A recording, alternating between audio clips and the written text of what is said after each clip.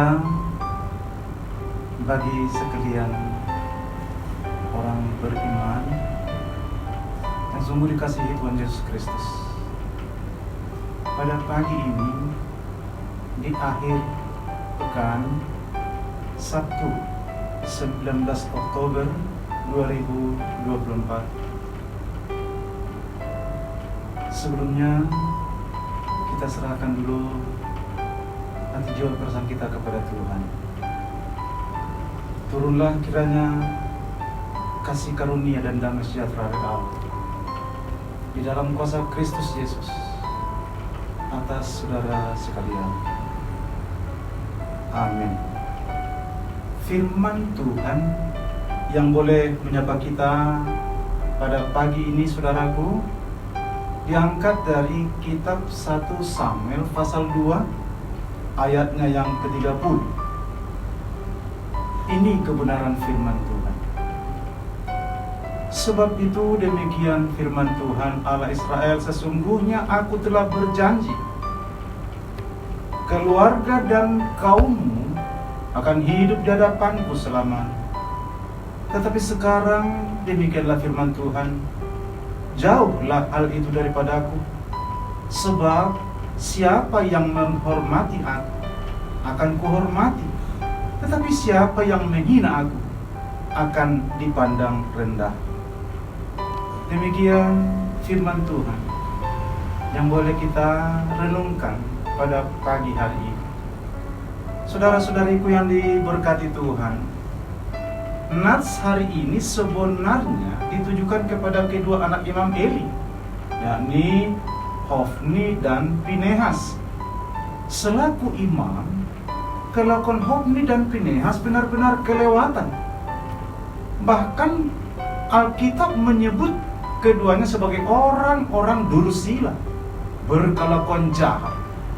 Mereka telah menggunakan jabatannya sebagai imam hanya untuk memuaskan hawa nafsu dan keinginan daging mereka, merampok korban bakaran yang akan dipersembahkan umat Allah di Silo hanya untuk memuaskan selera dan nafsu kedagingan mereka.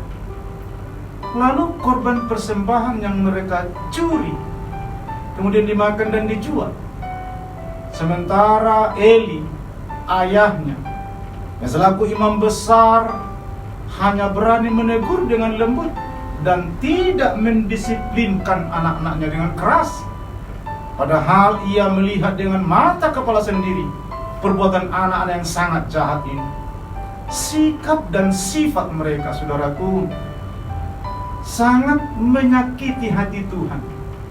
Sedangkan imam besar seharusnya ia berwenang memecat mereka sebagai jabatan imam. Kepada Eli, imam di Israel, memang Allah berjanji untuk memelihara dia dan keluarganya. Pemeliharaan itu tidak hanya untuk diri Eli, tapi hingga ke anak cucunya. Dengan demikian, sebenarnya keluarga Eli akan terpelihara turun-temurun dan berlangsung terus-menerus selamanya di hadapan Allah.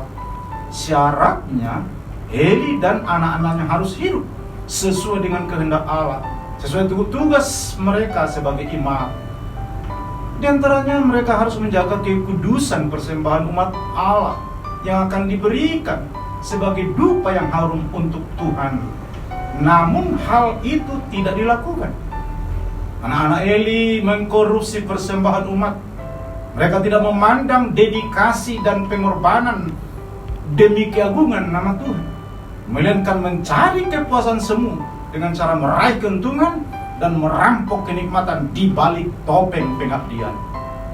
Sekali lagi, saudaraku, bahwa kejahatan inilah yang dibiarkan oleh sang ayah mereka, imam besar Eli, berakibat bahwa jadinya Allah menggagalkan atau menghapus janjinya.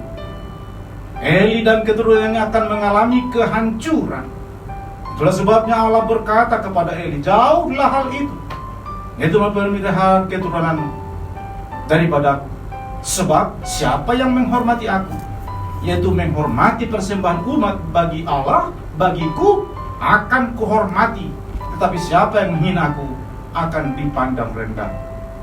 Saudara yang diberkati Tuhan, Allah adalah Tuhan yang begitu mengasihi kita, umatnya.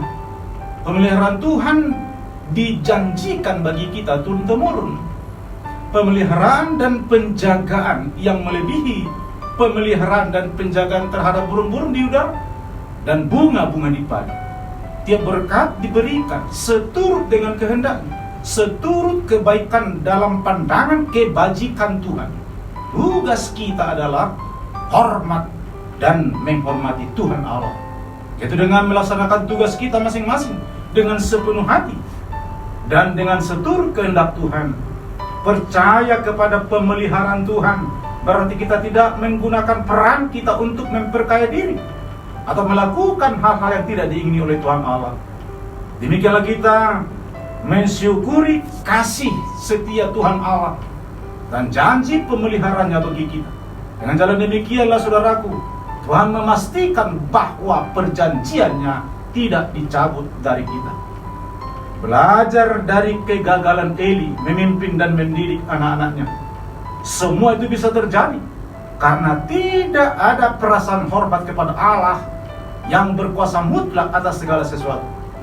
Menghormati Tuhan berarti tunduk dan patuh dalam kerendahan hati, melaksanakan dan menunaikan tugas, mengusahakan segala bentuk pekerjaan dan apapun pelayananmu, sebab Tuhan senantiasa memprotek praktik hidup kita, saudara.